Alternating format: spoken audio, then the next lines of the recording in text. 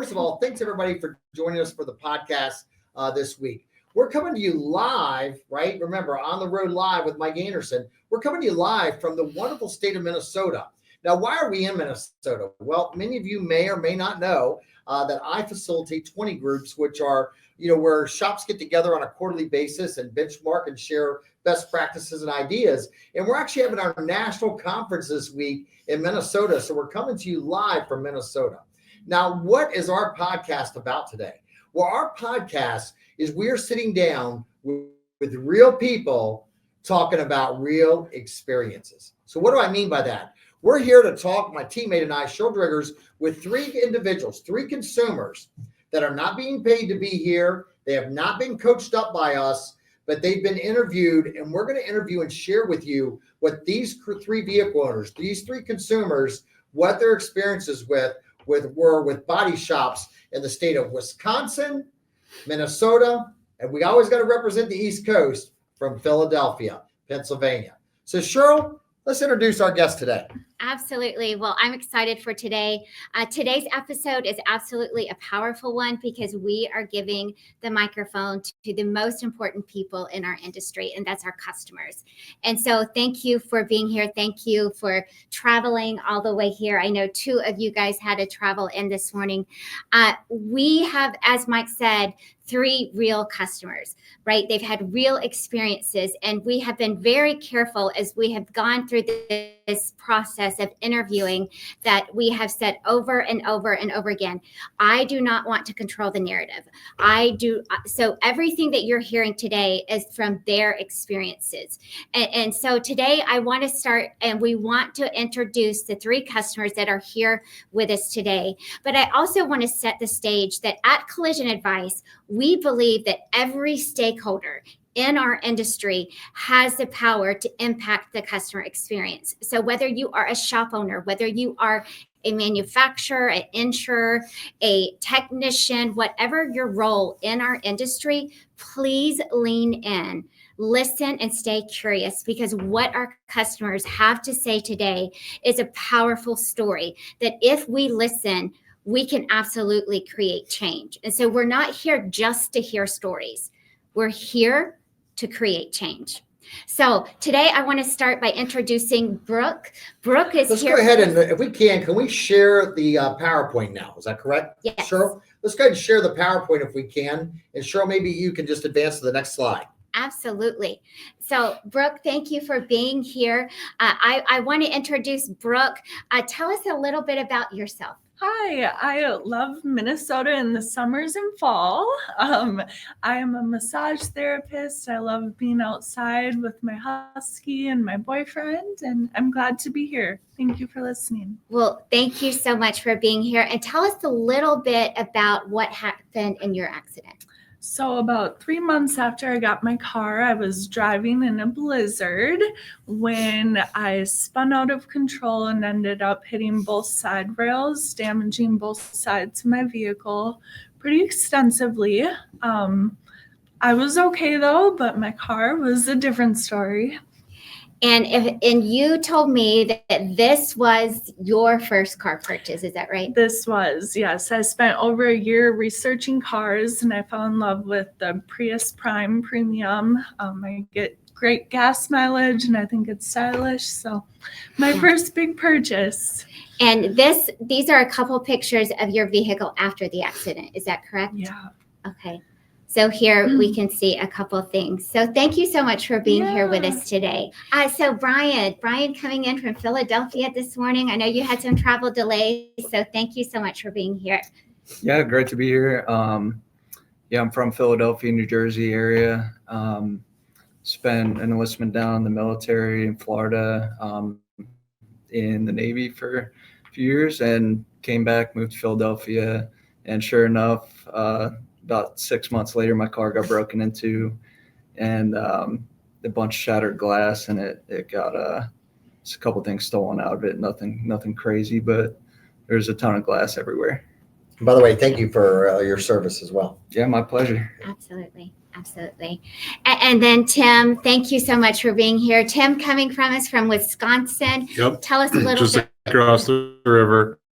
So I'm Tim from Wisconsin, big outdoorsman, hunting, fishing, everything like that. Being from Wisconsin, we go through a lot of deer hits, deer collisions, and that's what mine was. Pretty classic deer hit. Driving a back road at about 9 o'clock at night, deer jumped out. I believe it was July. Deer jumped out and hit my truck. So front bumper was pretty much done after that. So just for clarity, you have a GM Chevrolet pickup truck. GMC Sierra. GMC Sierra, so a Yep. pickup truck. And you had a Toyota vehicle, and you had an Audi. Yep. Okay, just want to make sure I got the scene right. And so I think we can kill the PowerPoint for now, because now we want to have a conversation, if that's okay with everybody. And we really want to talk through. And so I want to start at the very beginning of, what is it that influenced your decision on repair shops? So Brian, what was it that influenced your decision on choosing your repair shop? So mine was more out of convenience. It was a big chain shop that I had seen the name a couple times driving around. So I just kind of assumed that, it was a good shop. And then my insurance company highly recommended them too. So it just seemed like the easiest, quickest thing to do was just go with whoever they told me to go to. So did you do any research online? There was 2 of the shops in my area of this chain. So I just did kind of like a quick, which one has a higher review, and they were both kind of right in the middle. They were around low 4s, but I just went with the higher one. So again, you wrecked your Audi, you called the insurance company, and they referred you to someone. Yep. Yeah, they said you could go one of our preferred shops. It was going to be a lot easier that way. There's a lot of benefits. Something that they said that I kind of missed, but when I looked back at it, it didn't really make any sense. They said that they make sure that they don't overcharge for the parts and stuff. Right. And I kind of realized later, why would I care what the insurance company is paying for the parts? I want the best parts in my car. But sure. So you took it to a shop that they recommended. You did a little bit of research, checking some online reviews, and it was a national chain. Yep. Okay, great. Thank you. Okay. So Tim, tell me about your experience. What were the factors that influenced your decision? So I've been going to the same shop for basically since I was 16, since I started driving. Really never had any issues, so just kept going back. And Brooke, what was it that influenced your decision? My insurance company gave me a list of 15 DRP shops, and they were all booked out 6 to 8 months to get me in. So I thought I'd go with a family recommendation, which is a shop down the road from my house. And I looked them up. They had 4.7 star reviews. So that's where I went.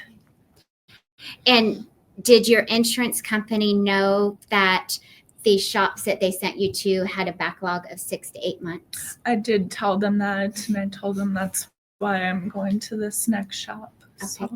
So just so I understand, so the insurance company referred you to some shops because you knew of a shop that you knew of already. Is that correct? Correct. Yeah. You had a shop.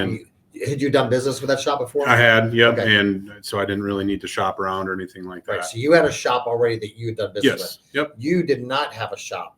Had you ever had an accident This before? was my first accident. First accident. Okay. Well, they say it only happens once every 10 years. So Okay. hopefully both are going to be good, right? So you did not have a shop in mind. You called the insurance. They referred you to some shops. Those shops had a bit of a backlog. Said maybe they couldn't get to you right away. So you then in turn went and found another shop on your own, correct? Right. Yeah. And then you had you had an accident before? I had. Yep. Okay. And did you think about going back to that shop, or did you have a bad experience with another shop previously? I had a really good experience with Dean's shop, which was the shop I ended up going back to. Okay. But I had been there before, and I knew that he was great and everything was good. I kind of just assumed that all shops were, kind of Like that created shop you went equal or to? something. Yeah. Yeah. He set the standard really high. So I just kind of assumed they were all like that. Okay. So then you called your insurance, filed your claim, and then they said they suggested you go to a shop, and then a national chain shop, and you went to that shop. Yep. And it was Okay. a little bit closer as well. So Okay, it was closer to where you lived at. Okay, all right. I just wanted to get some clarity. And then, did you you said when you researched reviews, was it online Google reviews? Was it Yelp reviews? Was it reviews on the insurance company's website? And by the way, just so you know, for clarity, I have never met any of these individuals before today. Is that a fair statement? So like, I'm not like, none of this was again staged or anything. So Yeah. I just want to understand, like, so what kind of reviews did you go online and look for? I just looked at Google reviews and there was a few that were good, maybe one bad one, but Okay. I thought that was fair. So, Okay. All right. Gotcha. So the one bad one didn't scare you away because you saw all the other good ones. right. Okay. How about you, sir? Same thing. I went Google reviews. I knew it was a big chain, so I had a ton of reviews, like thousands. So they had low 4s, so I Okay. kind of just assumed that was good enough for me. Okay. Gotcha. Okay. Back to you, Cheryl. All right. So we talked about, how you chose your repair shop. So let's move on to the insurance, the claims experience. So when you filed your claim, talk to me a little bit about that. Brooke, tell me a little bit when you filed your claim, what did that process look like? Was it good? Was it bad? Do you have any recommendations of how that could have gone better? Yeah. Or did it go great? I remember I was really scared to make the phone call to call my insurance. And when I had called, they had transferred me. And I remember being on hold. But then once I made the claim, they gave me the claim number and said, okay, here's your next step to go get an estimate. So I felt like I had some guidance and yeah. So then they sent you to get an estimate. Right. Yeah. To So Give the- me the list of all the DRP shops where I Okay. should. Okay. So did they ever ask you to submit photos of the vehicle? They did not. They did not. Did the Mhm. shop that you took it to ever ask you to submit photos of the vehicle? Yes, the DRP shop that I did finally get into, Right. they took about 40 pictures of my car and submitted them. But they didn't text you like a mobile app and ask you to take your own pictures and send them to No, they Okay. did not. Sorry to cut you off, sir. It's okay. No, you're good. It's good. So, Tim, tell me about your claims experience. Yeah, mine was pretty simple and painless, to be honest. I go through an independent insurance agent. So I literally texted him, said, hey, I hit a deer. What do I need to do? He took some information from me and then submitted it to my actual insurance company. And then started working with the shop that I went with. So all in all, pretty easy and painless, to be honest. And Brooke, did you have an insurance agent that you were working with, or did you work with straight with a claims? department? I just had a claims department I called. Okay. So, Okay. And Brian, how about you? Not sure if she was an adjuster or an agent, but it was pretty smooth communication, everything. They had me send police report and a few pictures and things like that. So when you sent pictures, did you send that through a mobile app that they had, or did you email those? I think I emailed it to a link that she sent me to. Okay. So were there any parts of the claims process that went really great, or was there anything in the claims process that you have recommendations on that could have been better? For me, everything was great. So from step one to picking up my truck, everything went really smooth with how they handled it. Communication was great. I think it just goes to show, doing your research with insurance companies, things like that can go a long ways when it comes to actually having to file that claim. And by the way, for any of you that are listening in right now, please don't go nowhere. We're going to play for you in a few moments a video between the shop and the insurance appraiser. I'm sorry, an audio. Recording. Mhm. All right. Now, I think you're going to be blown away when you hear this audio recording.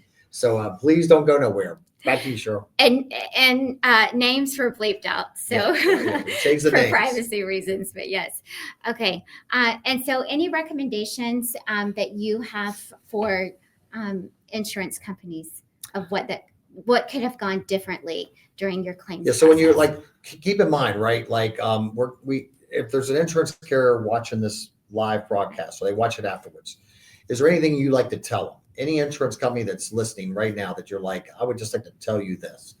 For me, put your customer first. That's what it's all about. At the end of the day, safety is important to everybody. So things should be fixed correctly.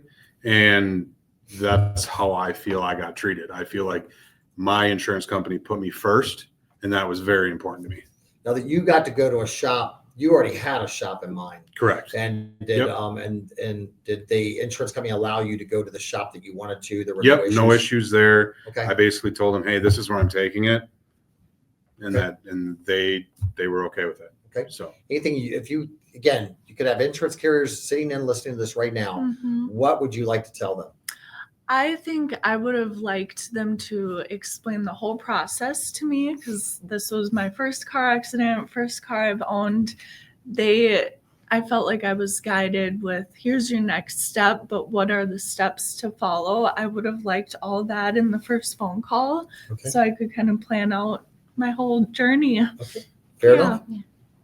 enough. Just piggyback on what he said. I think just putting the customer first. I felt just like another number, and that they were recommending the shop that they sent me to just because they knew it would benefit their own bottom line, rather than sending me to like a shop that they recommend based on merit and other reviews. Okay. Gotcha. Yeah. Sure. Absolutely. So now I want to move into the actual repair experience. And I know all of you are very different on what that looked like. Brooke, I want to start with you. Tell me a little bit about the repair experience for your Prius. Yeah, my Prius, I brought it to the shop in March of 2023 and did not bring it home till November of 2024. Wait a second. You dropped your car off. How much was the estimate? There was multiple estimates. It started at 15,000, went to 19,000, and ended around 24,000. 24 over. And they start on your car in March, March of 2023, and you didn't get it back until when? November of 2024. So Wait, I think everybody needs to hear this. March of 2023, and she didn't get it back until November 2024. yes, So that means like 18 months. a year and 8 months. And it was a brand new car, so Yeah. obviously you had a car payment during this time. I did. What'd you do for transportation? Thankfully, my dad had an old truck I could use. I did not have a rental car, but my dad's old truck I used with no AC in the summer. Car was in the shop for 18. I'm saying 18 months, but 20 months. 20 months. Wow. Yeah. Sorry, Cheryl. I'm just Well, appalled by no, and I Yeah. think here's a good time to bring up, the first estimate she received from the DRP shop, is that correct? Mhm. $15,000. Yeah. I think what we as collision repair shop owners need to do is we need to make sure that our team is equipped to guide customers through this process. The estimate that Brooke received, we've received a copy of that estimate. That was a poor initial estimate. And if someone had spent some time with her at the very beginning, really looking at this vehicle, researching repair procedures, I think her experience would be a lot different. Agreed. Thank you for saying that. Absolutely. So it was there for a year and 8 months. Mhm. Okay, so tell me about communication during that time. Communication was so. It started off, I wasn't expecting it to be there that long, but the parts are delayed. I accidentally ordered the wrong part. And after about 9-10 months, I started every week. I was asking what's going on. And that's when I reached out to my insurance company and I was like, I'm worried about my car being in the shop for 9 months. And they had said, there's nothing we can do about it. They're a non-DRP shop. You just have to stick it out. So then a year I called them. It's been a year and a half I called them. And there was nothing. My car was stuck. I thought about going and taking my car back, So what was the shop saying during this whole time?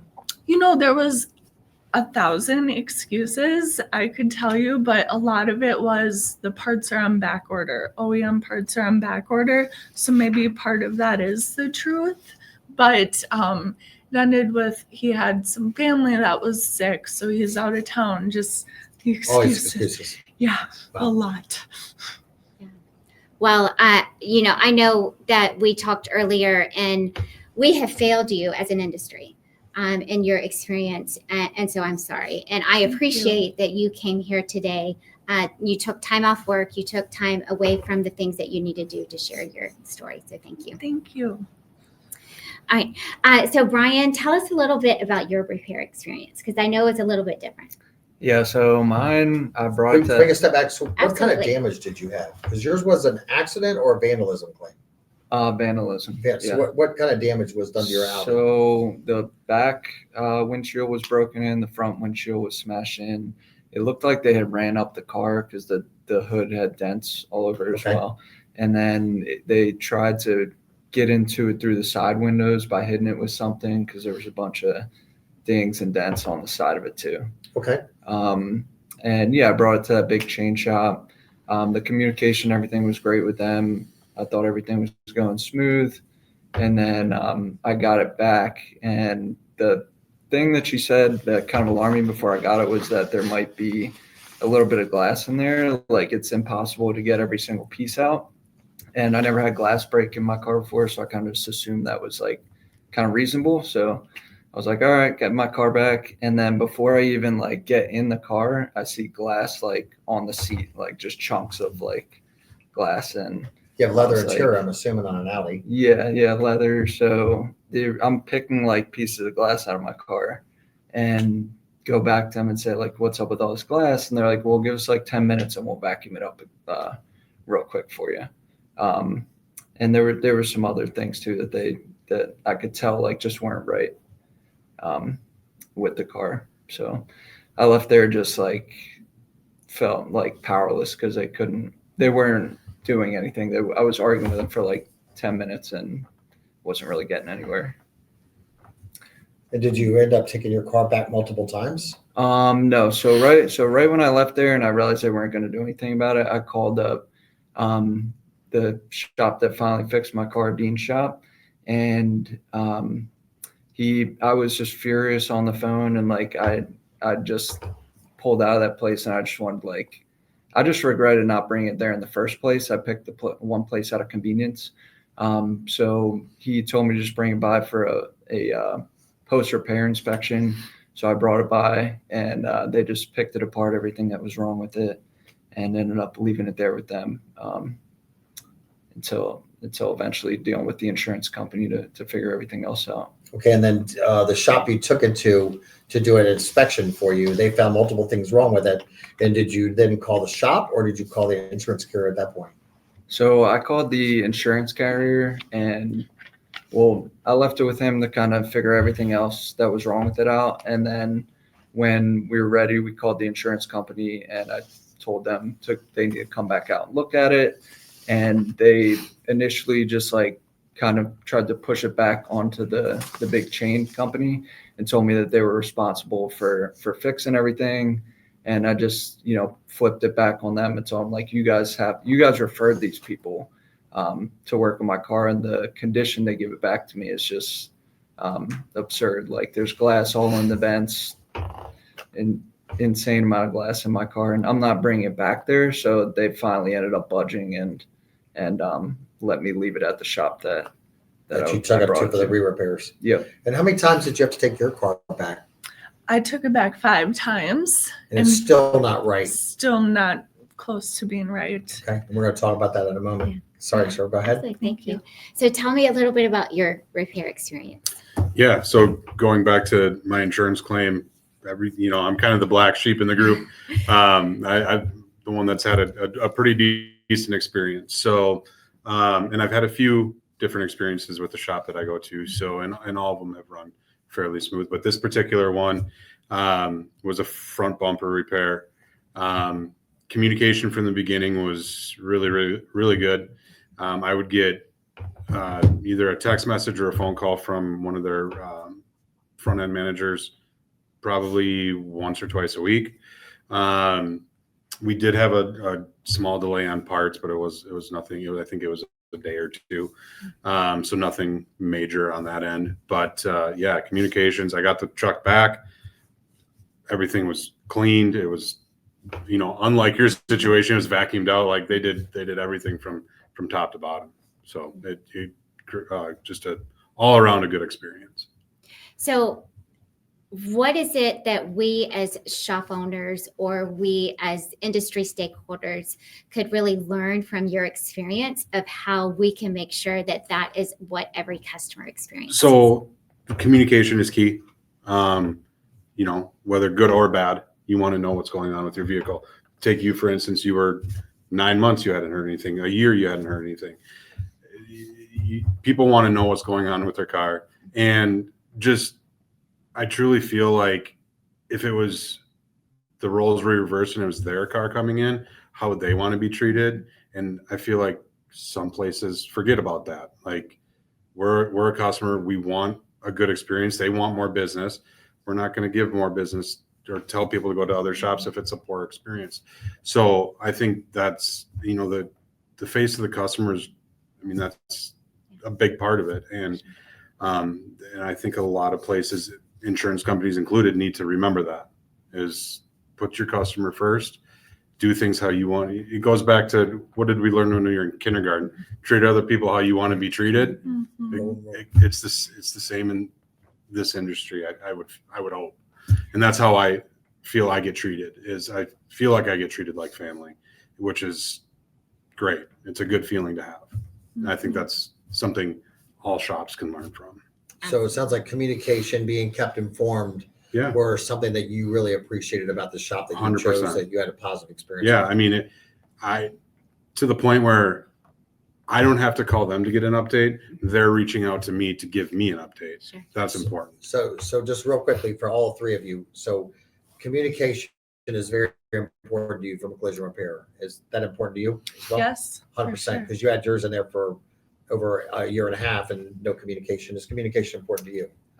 The company I use knocked the communication out of the park, so I would have rather had a better end result than Yes. not heard anything for 2 weeks and then just got my car back fixed. Sure. But I mean, I'd say it's Communicated well, important. but they fell short of the quality of the product. Yeah.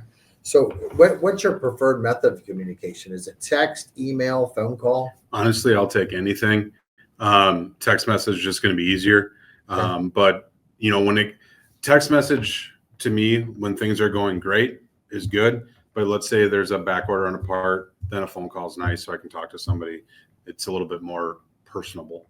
Okay. Is kind of how I feel about it. So, hey, your car's done, whatever. Text message is fine.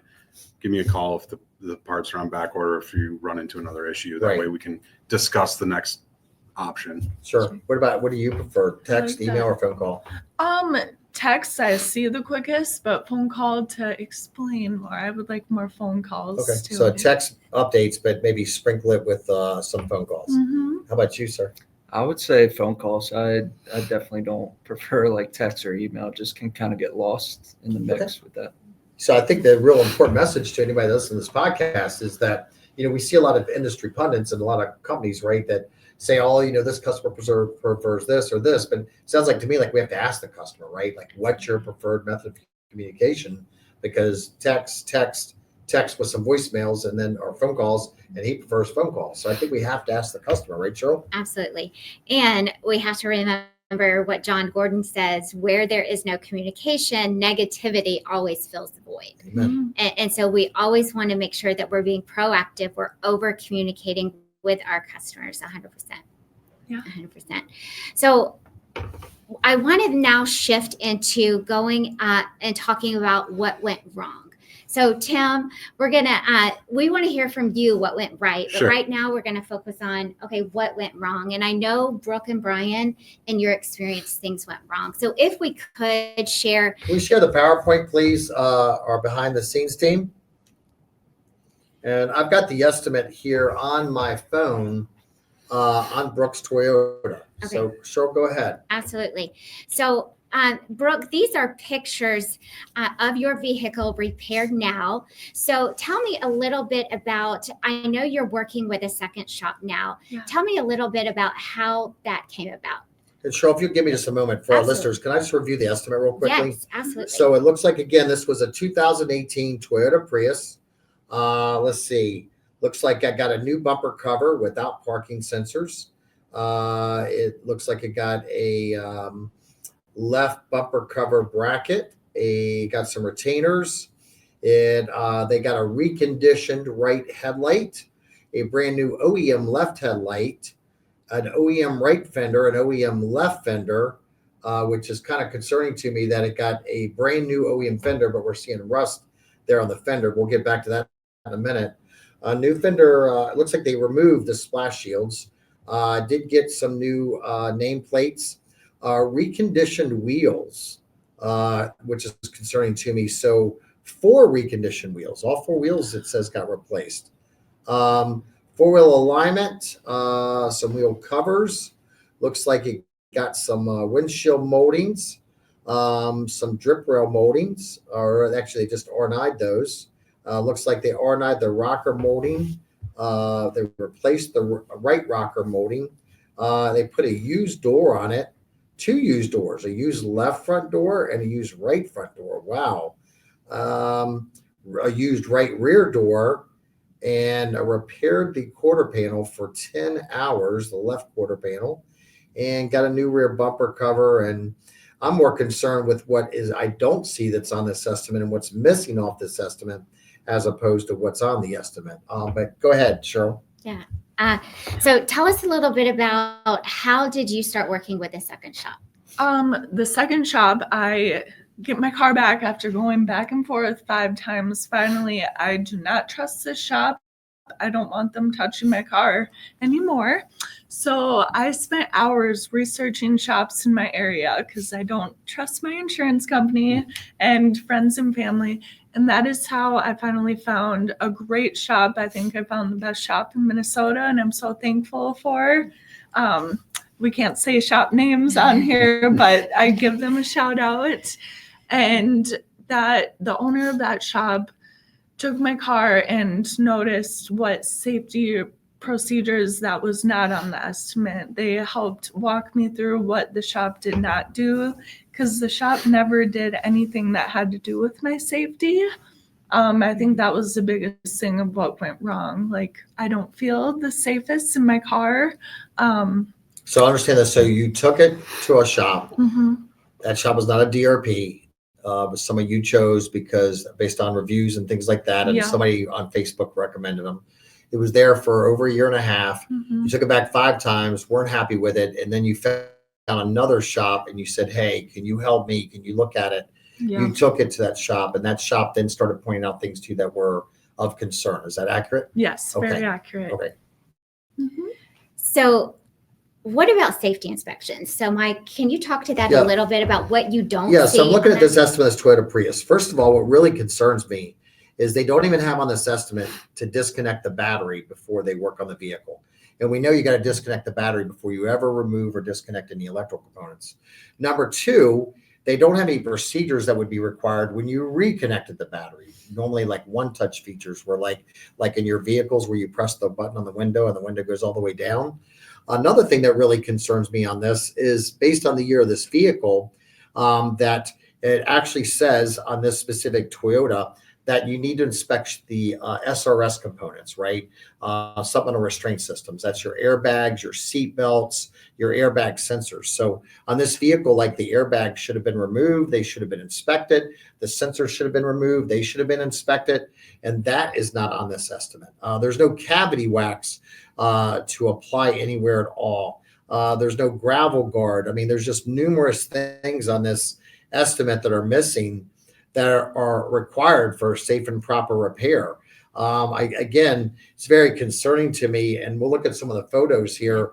If we can go back there just a little bit, Sheryl. Yeah. I thought we'd seen previously some photos of the doors where like it called for used doors, and they put a used door on the vehicle, and the used door obviously had been replaced by someone else previously because they had not seam sealed the door. So the used door was actually a door that had been replaced on a wrecked vehicle, and they had not even seam sealed that component. So again, I could go on and on and on here with things that they're missing. But what's really concerning to me is that your General Motors vehicle, your Toyota vehicle, and your Audi vehicle all have procedures that say safety inspections required after the vehicle's been in a collision or an accident.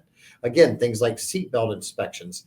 General Motors even has where in some instances you have to remove the dash, you have to inspect the dash carrier, you might have to measure the steering column. So there's a lot of things, but none of those safety inspections. And again, was your vehicle's was it an accident, correct? Mm-hmm. So was it an accident? Look, I don't care who you are. If you're an insurance company, a body shop, and you're like, well, I don't know if these safety inspections are necessary or not. I get it when you're questioning those on a bumper cover. But this vehicle got 4 doors and a major repair on a quarter panel.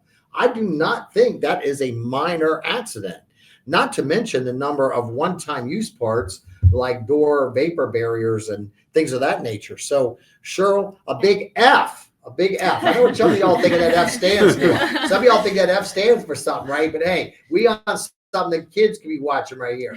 But that's a big F on safety inspections in regards to her shop and in regards to the repairs they did. So they failed you, ma'am, and I am so sorry for that. Thank you. And so you're talking about one-time use parts, right? Yes. So the shop that she took her vehicle to, they sent something to us, and I want to play a short audio if I could for you. Yeah, so can I just say, I'm sorry. Absolutely. I'm sorry, Sheryl. My Tourette's is kicking in. I'm going to start twitching here in a minute, man. See my neck twitching? So, most, if not all OEMs have some type of verbiage or symbols to educate you in the electronic service manual as to if a component or a part is a one-time use part. And Toyota Lexus actually use a symbol of a black dot.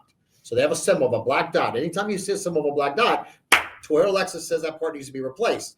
So the shop that this young lady took her car to after the fact, right, reached out to that insurance carrier, I believe, and said, hey, there's some things this other shop did not do properly. And one of those things is they did not replace some of the one-time use parts where Toyota says a black dot, you must replace these parts. And the shop that she took it to, that she's in good hands with now, they recorded this conversation. Now, we remove the insurance carrier's name from this, but if you're an OEM, you're an insurance company, I want you to listen. This is, I swear, man, this makes my Tourette's twitch. Sheryl, let's just go to the next, click to the next slide. Let's click it again and it should play. Listen to this, y'all.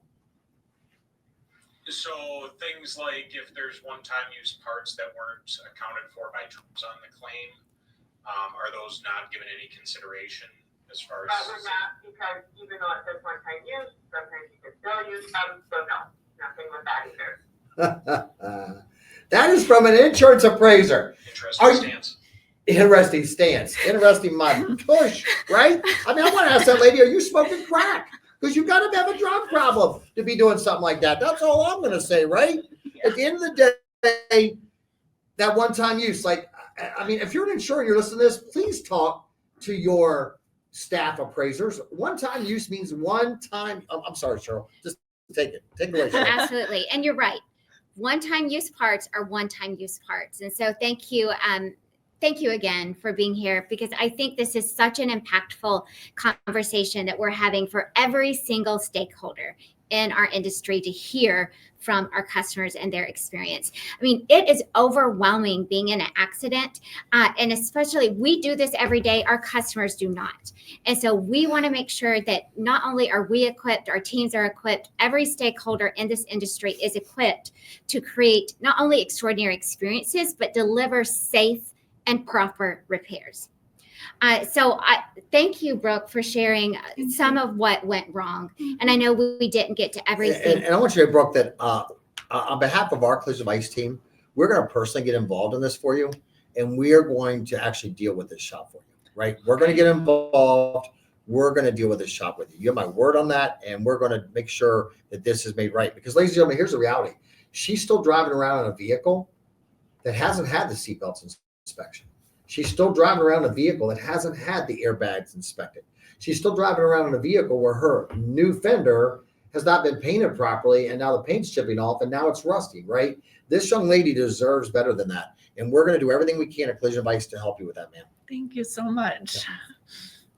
So, Brian, I want to talk a little bit about what went wrong on your experience, but we do have a video from the shop, the second shop that you went to, that I'd like to play if that's okay. Yeah, if I can, real quick. Yeah, absolutely. Brian took his car to a national chain based on an insurance company recommendation. They were a DRP shop. He picked it up, glass everywhere, wasn't happy with it. He chose to take it then to a gentleman by the name of Dean Massanemi and his family business in New Jersey, who's not a DRP shop for any insurance carrier. And you took your Audi there for them to see if they can help you with this poor experience you'd had. Is that correct? Yep. Yes, correct. And Dean is in this video, and we're going to ask now the people working behind the scenes Could you please play this video? Now, this is about 3 or 4 minutes long, ladies and gentlemen. This is Dean Massanemi in New Jersey. This customer had his car vandalized where someone ran up his hood, stepped on his front windshield, smashed it in, vandalized the side of his car, and busted out his back glass. Was completely, there was glass everywhere in the car. His insurance company referred him to one of their referral shops, big chain all around here. They did an 8-hour repair to his hood, which is horrendous. The thing's wavy as all hell. It's a mess. There's still dents in it. They painted over this giant crater here. The paint's already starting to fail and crack, and literally the guy drove right from the body shop to our shop and dropped it off because he was so unhappy with the repair that he got. Besides the normal dirt and the paint, the clear's running off the edges. It's all heavy hanging off the edges. Like I say, the paint's splitting and cracking. There's still dents and waviness all over the place. There's actually glass down inside the customer's vents. They have hard tape lines everywhere, dirt in the paint everywhere. The color match isn't good. They left the quarter glass in when they painted it. Again, hard tape lines instead of doing the uniside like they should have done. There's dents in the quarter still. There's all hard tape lines back here. The trunk lid's a mess as far as dirt and paint and waviness. They actually chipped up the paint, putting the taillight in. And there's still damage that they missed, scratches and things on the other side, but that's actually not the worst of it. This back glass was blown out. When this was taken to the shop, it was right before, probably a day or two before, a snowstorm came. They never bothered to cover the car up, and we usually put collision wrap on there, which covers everything. They let it sit outside. The pictures the shop gave the customer, it rained first before it snowed, and there's actually snow inside the customer's car that they just let in there. And that's even not the worst of it, but when you look in this customer's car with a flashlight, it lights up like a disco ball. There's literally glass everywhere. There's glass loaded in his trunk. There's glass on his seats, in the center console, down in his dashboard, in his vents, all on his floor and his seat tracks. This car 100% should have been totaled, and they should have never let this guy drive out. And they said to him, you might see a little glass in your car. There's glass up in his sunroof. You can hear it crunching when the sunroof goes back. This thing is a total disaster. And this customer trusted this shop and his insurance company to do the right thing and send him to the right place. And instead of totaling the guy's car because of the safety reasons, they tried to make a quick job out of it and make a mess of it and let the guy drive away with an unsafe vehicle that's totally loaded with glass. This is completely unacceptable. So you went straight from the one shop to the shop that you had experiences with before, correct? Yes. Yep. And from what I understand, after talking with Dean and watching the video also, there were glass all in the car. I mean, he talked about the flashlight and it just lit up. Glass in the vents also, right? Yeah, that was like the most alarming thing. The first thing he pointed out, like that probably could have ended up the worst, is if I just turned the AC or the heat on the way over, and he said it, would have just blew shards of glass in your eyes because the front windshield splinters and turns into shards. So there's just shards all in the dashboard. And I kind of had a feeling that's why I brought it there, because I knew if I was able to just see a little piece on the seat that was like the size of a pebble, that there was probably like just loads more glass that I couldn't see. And I knew Dean would know where to look for it. So, yeah. So for everyone watching today, whether today or later after the fact, imagine putting a friend or a family member in a vehicle that has glass, that if they turn on that heat or that AC, wherever you are in the country, that is going to come spraying out at them. That's what we're talking about. 100%. Yeah, 100%. Or it could have gotten embedded in like the webbing of the seatbelt and things of that nature, right? But I mean, again, I don't know. Do you have any children or any small children? No, I don't. But yeah, it could have been a pretty bad situation. Right. 100%. 100%. And so tell me a little bit about what happened once you took it to the second shop. So I brought it to the second shop, still just fuming like on the way over there. And like as soon as I got there, I knew that I brought it to the right place, because he was just picking it apart like he did in the video, in person. And I knew that shop from previous years when my dad used to go there. I had brought a car there in the past, And yeah, I just had regretted not taking it there in the first place, but it was a huge relief when I got there and I knew that it sounded like he was going to help me sort everything out and deal with the insurance company. So I felt like relief when I finally left his shop. So what happened with when you contacted the insurance company, and how did it end? So he told me not to like sound the alarm bells off at first. We kind of want to just like gather everything, figure out the full picture of like everything that went wrong and everything that the big shop messed up on, just to kind of collect all the evidence. And then once we get everything and figure out how messed up this car is, we're gonna you'll call the insurance company back. He kind of warned me too that they would deflect it and they would try to give me some resistance, which is exactly what happened. They tried to get me to bring it back to the big shop. So, I mean, I was kind of ready for that because he told me that was going to happen, and I just kept putting it back on them and fighting with them. And then after that phone call, probably about like 10 minutes later, I guess the adjuster had talked to somebody else or ran it up to a higher level. She called me back with like a completely different tone and was like, "I'm so sorry, everything, that happened to your car." Like she kind of realized how bad it was. And then she was like, "We're going to send someone out there right away. Like they're going to be there tomorrow to check your car out again. I'm sorry." And so when they got out there, what did they do from there? So they checked it out with the shop owner, and the shop owner told me he wasn't even really there for that long. It was like probably like 10 minutes until, they kind of just realized that they have to total this car. And so that's what they ended up doing in the end, total and everything. So your vehicle ended up being a total loss. Yep. Yeah, they totaled it and paid me out on it. Okay. So your claim got resolved. Yes.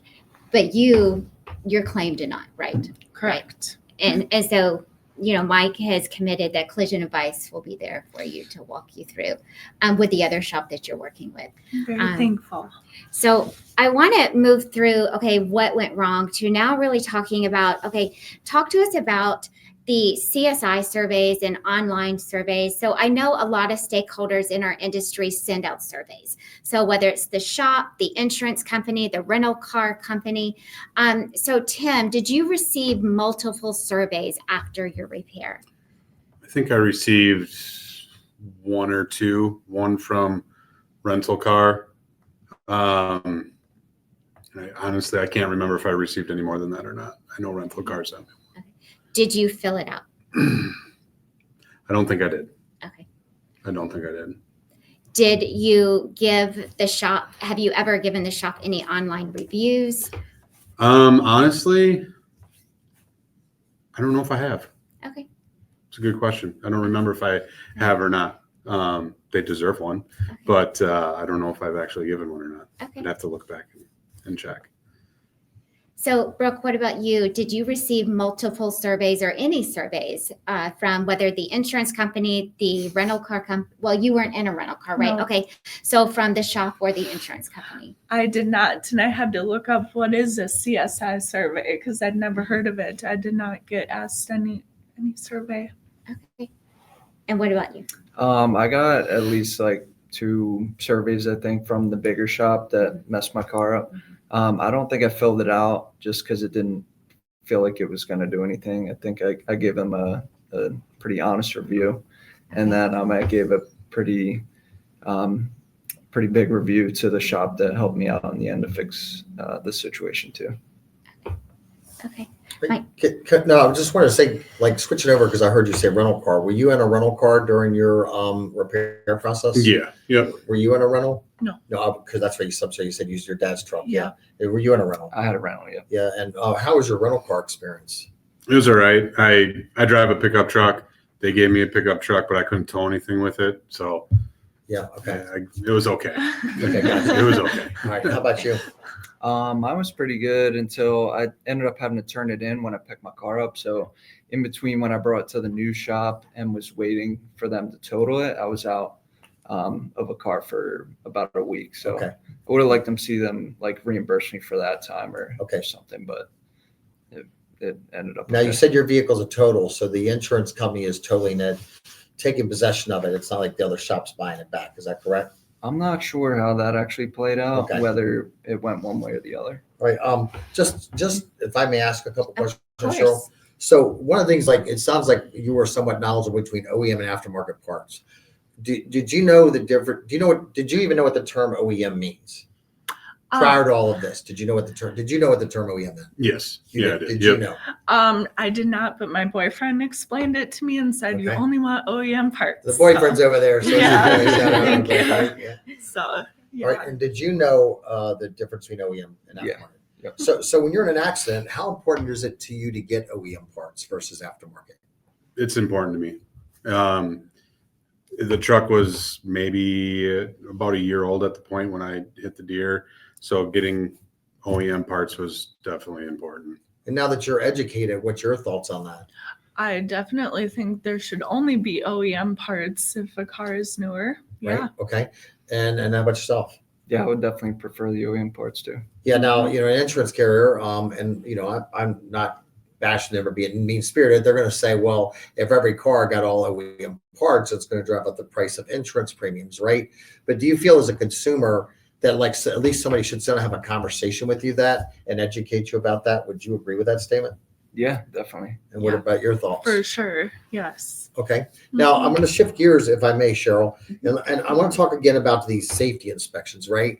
So, like, obviously, were you wearing your seatbelt when you had your accident? Yes. And how about you? Yep. And yours was vandalized, so no seatbelt. Mhm. But how important is it to you that the shop that repaired your vehicle actually inspected the seatbelts? I did not think about that until right now, but that would be very important. So I'm going to ask all of you a question. So the reality is that you have shops that want to do the right thing, right? But then you have insurance carriers that may say, well, we're not paying for these things. And then if a shop goes and wants to do the right thing, then they're going to be painted or portrayed as the bad party from the insurance carrier. Not all insurance carriers, I'm just saying some, right? Mhm. And then, or the shop is going to have to come to you and say, look, you'd have to pay out of pocket. At the end of the day, how can a shop best approach you guys as a consumer to have that conversation? I'll start with you. Yeah, I guess just honesty, like instead of trying to just hide the fact that they're not using OEM parts or just like putting used parts in there or whatever, just kind of sitting down and being honest, and just letting someone know what it's going to cost if they do have to pay a little bit extra for the Okay. OEM parts. Okay. And what would your advice be on how a shop could approach a consumer? I think explain to me the why, because like nobody wants to throw out extra money, but if it's my safety feature and I'm going to have the car another 10, 15 years and it really matters, I will pay the money to make sure my seatbelt works and the air belt bags work. I would. Okay. And how about you, sir? Absolutely. Just to piggyback off what they're saying, just open and honest communication about it. Here's what insurance is willing to pay for. Here's what they're not willing to pay for. How can we come to an agreement to make it work and make it be safe for everybody? Because at the end of the day, I have kids that ride in the back.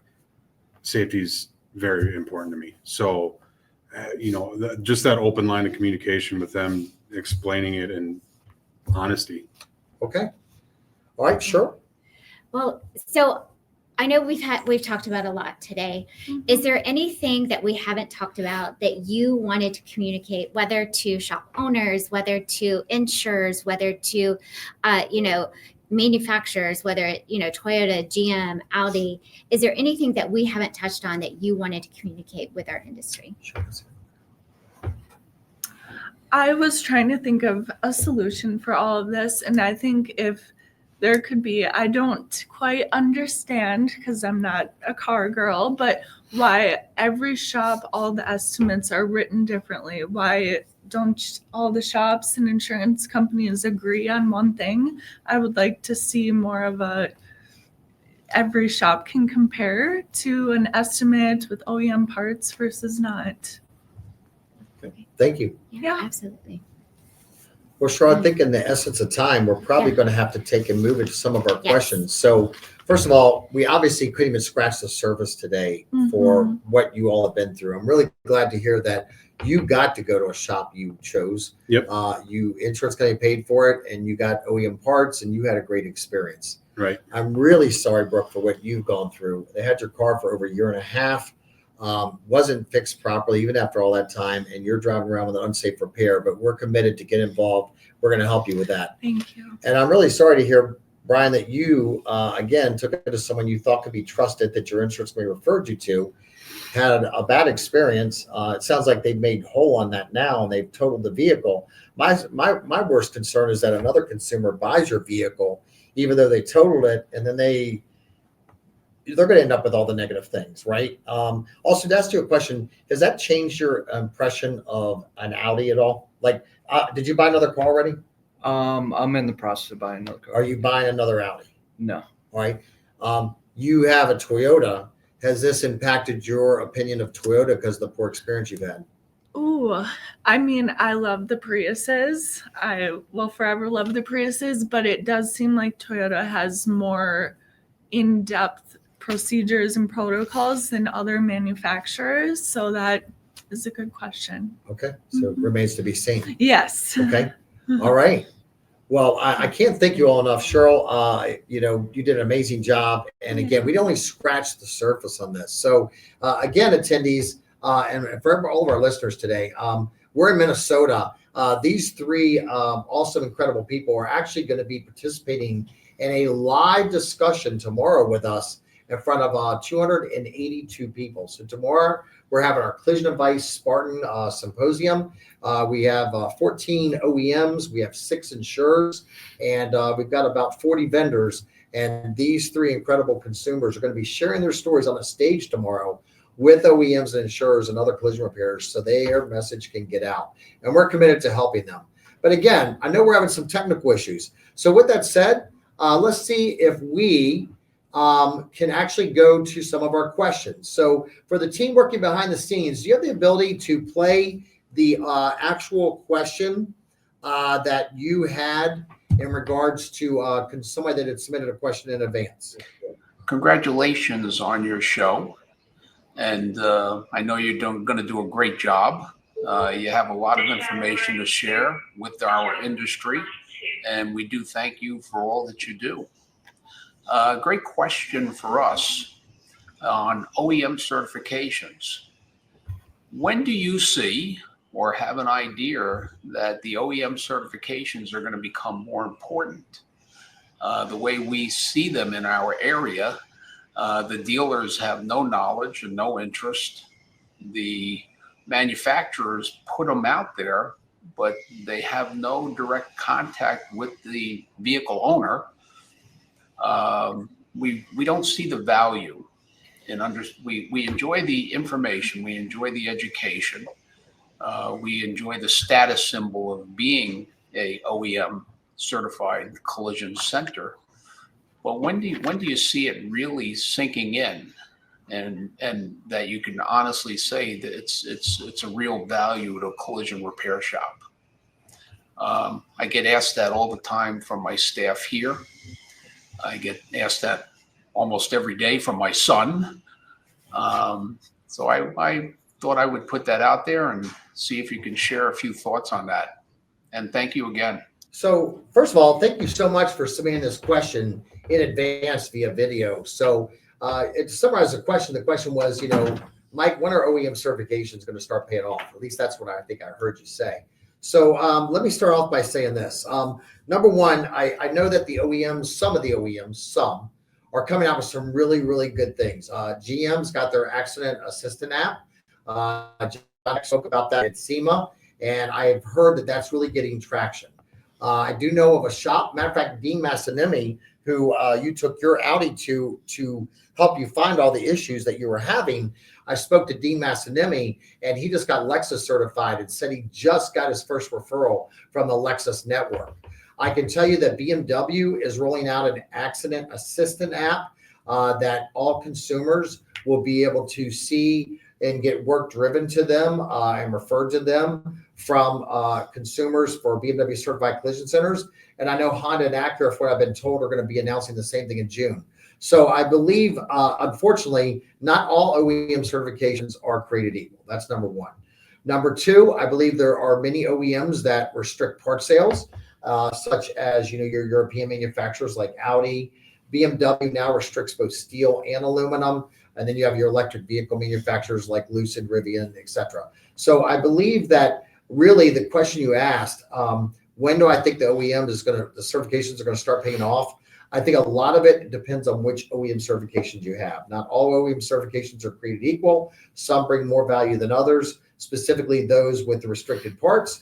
But again, if we look at something like Lexus, which is not a restricted part sale, we're starting to see through like Toyota and Lexus Safety Connect and Service Connect, especially through Safety Connect, they have the ability to start, getting customers to your door. So I believe that we're finally, I think back to when Kristen Felder from Collision Hub made a video many, many years ago about, like somebody being in an accident and telematics, et cetera. Well, I believe that we're really now starting to scratch the floor on that. And I think that door is now cracked open, and you're going to start seeing a whole lot more OEM referrals coming as a result of being a certified shop. So I say, don't give up, continue to wait. I will also tell you that when you ask me about OEM certifications, there's one word that really comes to mind, and that is the word subscriptions. Subscriptions, right? And what I mean by that is that today's consumers want a personalized experience, and they want to be able to subscribe to certain features on their vehicle. And I just saw a few weeks ago in Automotive News, it's projecting now that the subscription revenue for OEMs is now predicted to be in the trillions of dollars, not the billions, the trillions of dollars by 2030. So I think the door is open. I would say don't give up, hang in there, and I believe you're going to start to reap the benefits of that. With that said, Sheryl, what other questions do we have? Yeah, so we have a few other questions that have come in beforehand. So let me start there, then I'll jump over to the live questions. So a question from Dave said, hey, Mike, your podcasts are great. I'm sure you've touched on this 1,000 times, but please touch on how using OEM parts over non-OE affects ADAS calibration and the safety of the vehicle.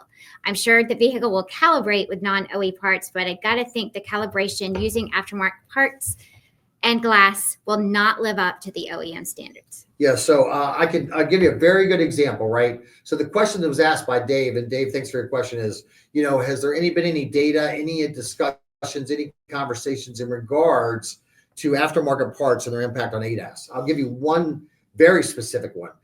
This was a consumer that I know of that lived in another state, and they reached out to me and they said, I have a Honda, and I had the windshield replaced on my Honda, and the camera has gone bad, the forward-facing camera in the windshield, and the insurance company is saying that I need to pay out of pocket for that. Well, what we found out was the aftermarket windshield that was installed did not have the right tinting protection on there for UV, and it actually was causing the camera to overheat, the forward-facing camera in the windshield to actually overheat, and that's what burned up the camera. So it was actually a direct result of that vehicle not having an OEM part put in there. I can also tell you that I've seen instances where bumper covers were installed on vehicles and they were repaired, or the bumper cover actually was replaced with a reconditioned bumper. And I can tell you factually that I've seen that impact the ability of the blind spot monitor to work properly. So Dave, in regards to your question, we at Collision Advice, I won't say I hear of something daily, but I would say at least 2 to 3 times a month that I'm hearing a story of where somebody installed an aftermarket part and it negatively impacted the ability of the ADAS components to absolutely work properly. Thanks, Mike. The next one is from Brian. What are your thoughts on small independent one-man shops versus big shops as far as profits? Also, not DRP. To me, it seems like my situation is I'm one man in my own little shop and feel my profit could equal the same as big shop if comparing the actual numbers after bills and cost monthly. Yeah, so, I don't believe that. Let me just back up. I think when you look at profits, you have to ask yourself, am I looking at profits as a percentage or profits as a dollar amount, right? Like I know of a gentleman that does $200,000 a month in sales. He is located in the state of Illinois. And I will tell you, he makes more net profit after he pays all of his bills than clients of mine that are doing $1 million a month, right? So absolutely. Do I believe that, a 1 or 2 person shop could be as profitable as a shop that's doing, $1 million a month? From a percentage standpoint, absolutely. Dollars, per month, again, it's going to just vary based on the types of vehicles that shop fixes. I think the other thing too is that, you have to do a certain amount of sales just to be able to invest in the training and equipment to stay relevant. And there's a lot of other factors there too, like your rent and things of that nature. But back to your question, Sheryl, in case you have to reread the question, but can a smaller shop make as much money as a larger shop? Yeah. Percentage wise, absolutely. Dollars, all things are relative, right? But I would say the answer is yes. I can tell you some of the most profitable shops that I personally work with are smaller shops. I see that sometimes the larger people they're trying to just make it off of volume. And what they do is the larger that the shop is, they tend to, take their eye off the ball and start to have, maybe not as, maximizing their profits on paint materials or things of that nature. So I would say yes, yes, and yes. Quite honestly, I see some smaller shops that are 2 to 3 times more profitable than larger shops. So in that case, the size or the volume of the shop, it doesn't matter. Now, again, maybe some people are trying to make it on economies of scale, but 1-to-1, absolutely, you can best their best. Thank you. We've got another one. This one from Robbie Wyndham. It says, "Hi, Mike. It's Robbie Wyndham, Wyndham Body Shop. I've been in the industry for 34 years, and I'm very proud to be fortunate enough to be a Spartan, tip of the spear.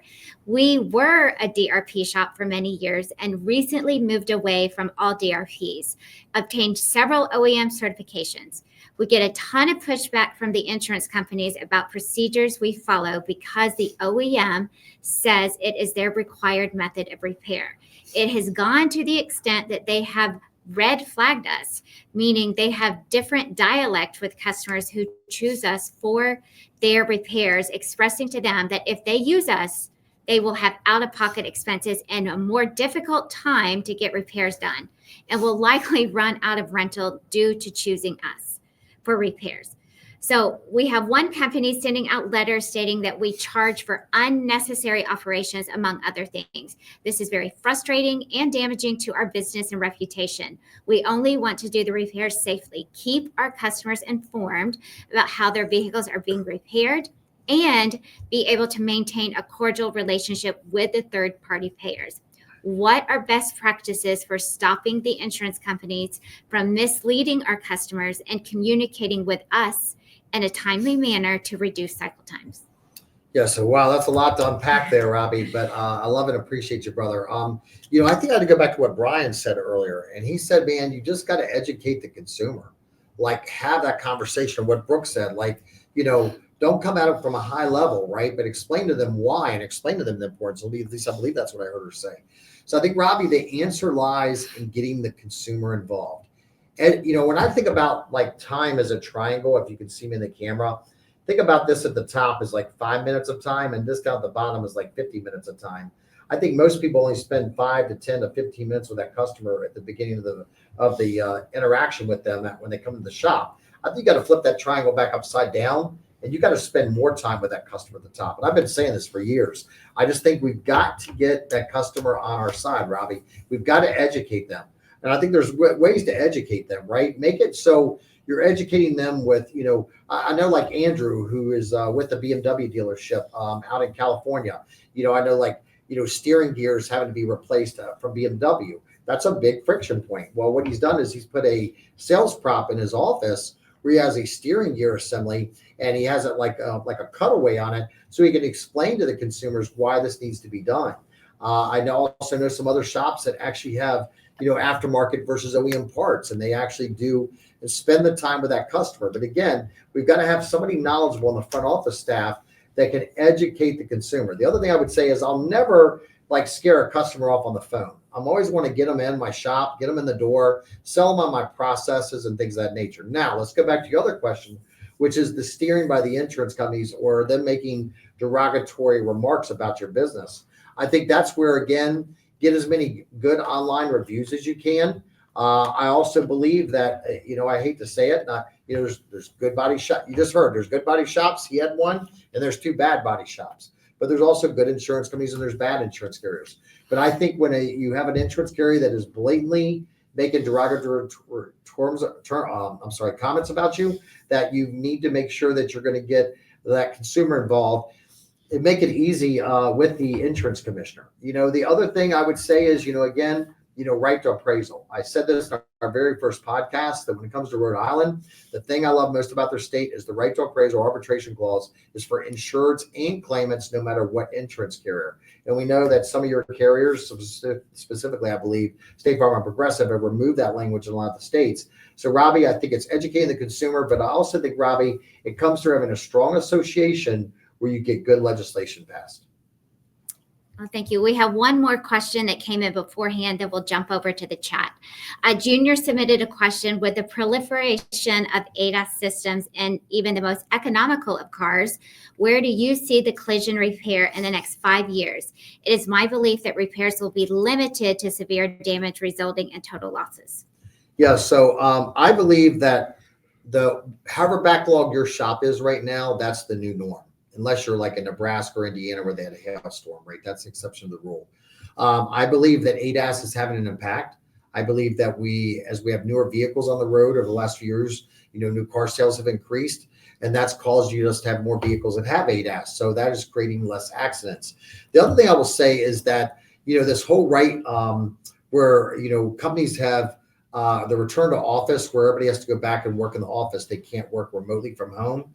What I have understand from reading all the data that I've read and researched is that ADAS works much better when we're in congested traffic. When we have a lot of traffic, like more and more traffic, that's where actually when ADAS is more effective. And what happens is that prevents accidents, right?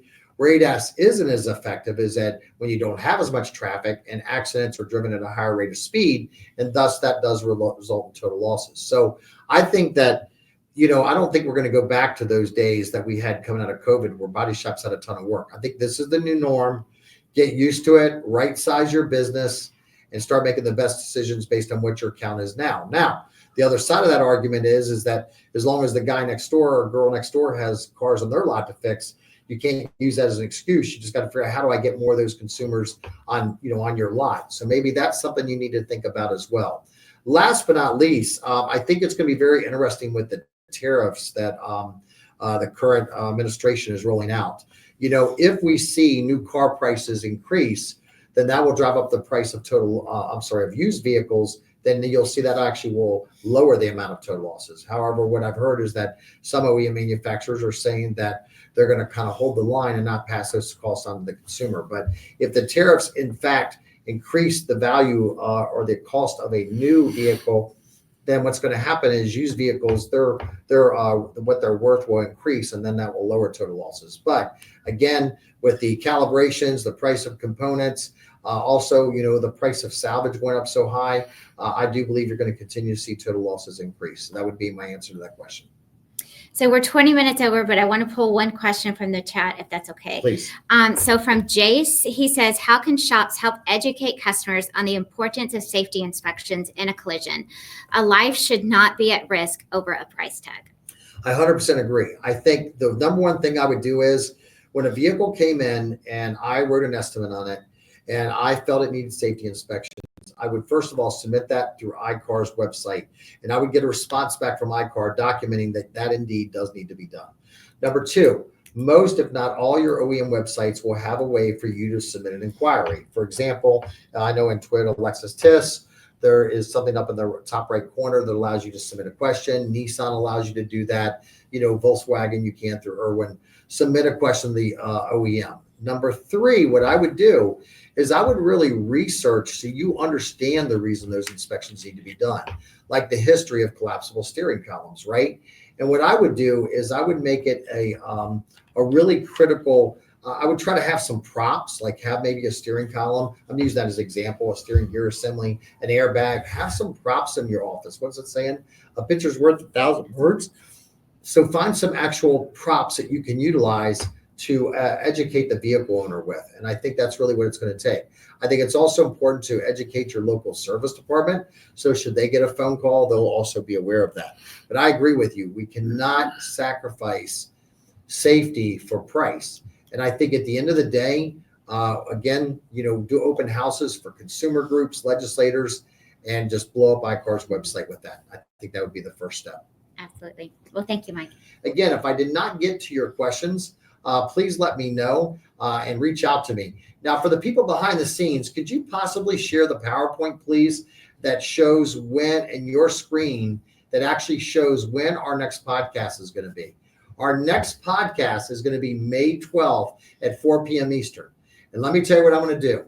I'm going to attack all of this hoopla around scanning. I'm going to talk about OEM versus aftermarket scan tools. I'm going to talk about what are the steps to scanning, like hooking up battery support and how long. We're going to talk all things scanning. I'm going to discuss the whole Aztec Geico thing. I'm going to discuss the Opus State Farm thing that's going on. No question will be off topics. Somebody told me recently, Mike, you got to quit sitting on the sidelines and you got to start putting your viewpoint out there. Well, you know who you are that said that. I'm getting off the sidelines and we're going to discuss these controversial topics. And I'm going to make an invite right here. If you work for Aztec, Opus, AirPro, any of those companies that are remote scanning, you work with an aftermarket scan tool and you want to get on and you want to have a professional, respectful dialogue and discussion or debate about OEM versus aftermarket scan tools and what's involved in some of these pre-agreed pricing agreements, well, I'm going to invite you, get in touch with me and come on my podcast, May 12th, 4 p.m. Eastern Standard Time, and I'll be broadcasting that live from Dallas, Texas. We're going to get away from all the PowerPoints, all the fancy webcams, and we're going to go straight to giving you what we think you need to hear about. So with that said, ladies and gentlemen, as always, I want to say thank you to Tim. Brooke had to go to work, and say thank you to Brian for joining us on today's podcast. Listen, we hope to see you again on the road with Mike Anderson, serving up some collision advice. Thanks, and make it a great day. See you, everybody.